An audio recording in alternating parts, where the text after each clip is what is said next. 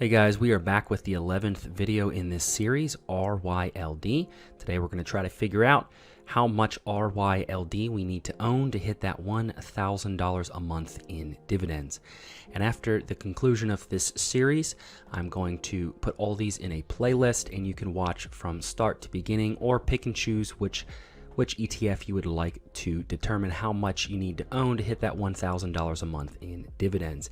If you don't see an ETF on this list, you can head down into the comments and suggest different ETFs that you would like to see analyzed in this way. So far we have SVOL and SDIV that have been suggested in the comments. So what are we doing here? Today's ETF is RYLD. What we're going to do is try to determine from RYLD's webpage, what are they actually doing to be able to pay you such a high yielding dividend.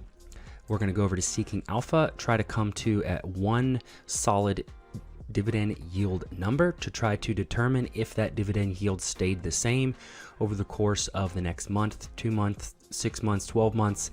How much of this ETF would we need to own with this dividend yield to hit that $1,000 a month in dividends? And then we'll take RYLD and compare it to an S&P 500 indexed ETF. So for RYLD, it is Global X's Russell 2000 covered call ETF. And in my previous videos, I've explained covered call, but I'm going to go a little bit more in depth here over on Robinhood, what a covered call is. So first off, why would you consider buying RYLD? They claim it has high income potential. It seeks to generate income or distribute their dividend through covered call writing, which historically produces higher yields in periods of volatility. RYLD makes distributions on a monthly basis. RYLD writes call options on the Russell 2000 index, saving investors the time and potential expense of doing so individually. So what type of holdings does RYLD have that they're actually writing covered calls on? We click on holdings and characteristics and we see that the top 10 holdings are right here.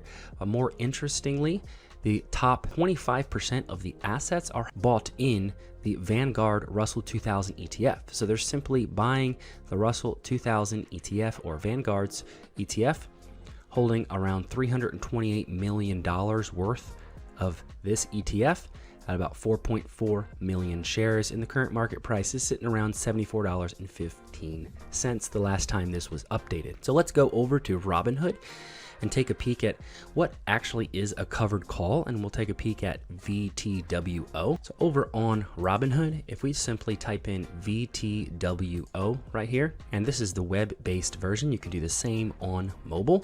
So here is the front-facing page right here. Just gives you a few pieces of information, the different sectors they're in, the top 10 holdings that VTWO actually has.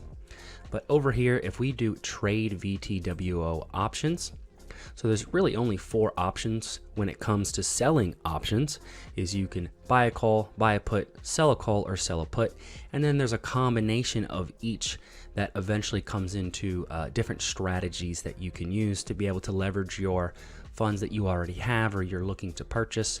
But what the RYLD is actually doing with this VTWO is they are selling a call, which is called a covered call, meaning they are purchasing at least 100 shares and writing a contract on that. So the current share price is $75.50 according to Robinhood. And what they're doing is buying the 100 shares and then choosing a strike price that they believe that they are not going to have to actually sell their shares at. So if VTWO is continuing to drop, you can be safe and purchase a call option with a strike price of 76, 75, or 74. But let's say the share price did not drop below 74, then 100 shares of VTWO would go to the buyer, but you still receive a premium for selling that call option. You would lose your 100 shares, but you would receive your premium. So let's say the call option expired. You choose your expiration date on September 16th, which is next Friday, and you bought a call option for 77, or sold a call option for $77, and the share price stayed below $77. Well, nothing would happen to your shares. You would keep them, and if you chose this strike price right here, and you sold the call option, you would receive 35 cents per share. So that would be a total of $35 added into your Robinhood account, and you would still keep your shares. And that's only under the condition of that the share price of VTWO stays below that $77. So you can see right here that the more risky you want to go, if you want to sell a call option at $75 and you think the share price is going to dip below this $75, if you click this call option, we're going to have to unclick this here. Click this call option, you're going to make more money. You're going to make $135 selling this call option if you only had one contract at 100 shares.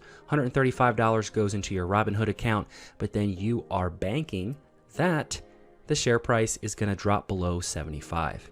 If we go even lower right here, let's say you're expecting the Russell 2000 ETF to drop below 70. You sell this call option. You're giving somebody the right to buy your shares at $70 or above. You sell this call option, $5.40 per share. So that's a total of $540 are deposited in your Robinhood account right off the bat. And then at the end of, or at the close of the day for September 16th, if the share price continues to be above this $70 figure, well then you get to sell your shares for $70 a piece to that buyer of the option. So you might have to actually release your shares if the share price does not drop below this $70 strike price. So hopefully that explanation was a little bit more clear than some of my previous explanations on selling covered calls. So that is how the RYLD is making money, or actually being able to come up with that income to be able to pay you every single month.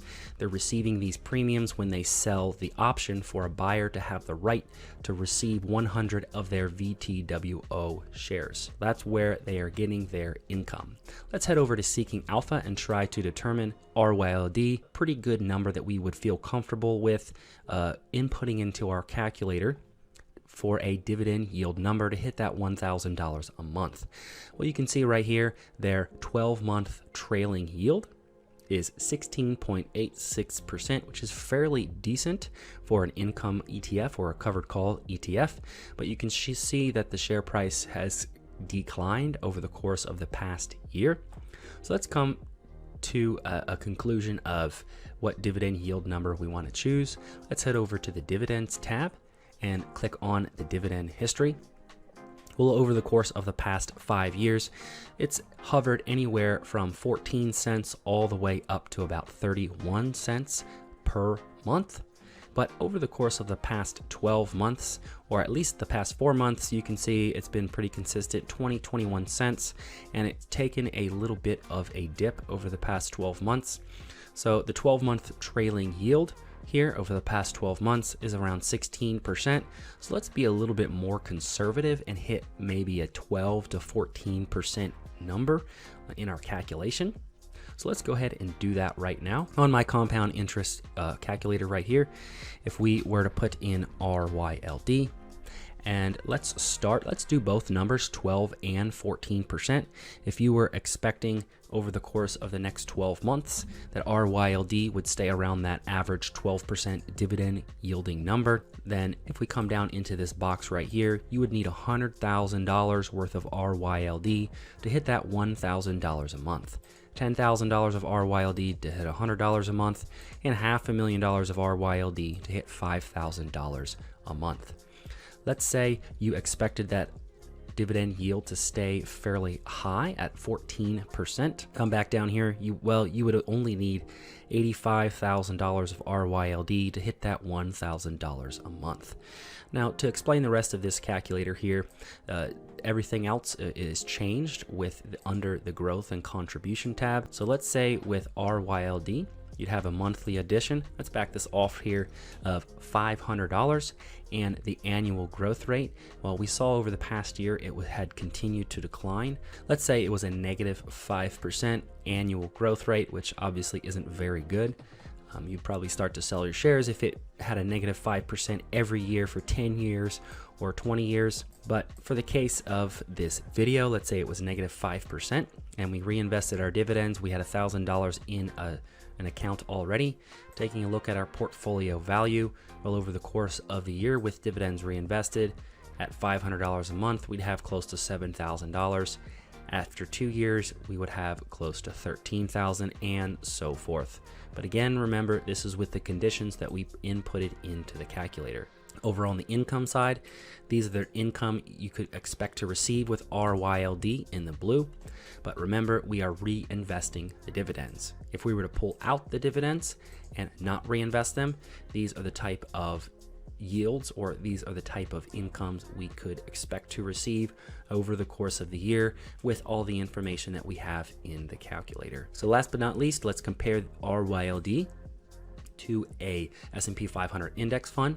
Over on Portfolio Visualizer, we're taking an account worth $500,000.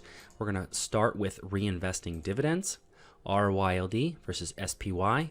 We're going to analyze it, and on a month-to-month basis, if we started at the inception date of RYLD with $500,000 in the red, the SPY ETF would have outperformed Global X's in the blue RYLD. And this is reinvesting dividends with a total cumulative annual growth rate with dividends reinvested would be about 5% per year. SPY would have been, in this time period from April 2019, about 11% per year growth, and that's with dividends reinvested. But do recall that these are kind of like an apples versus oranges comparison.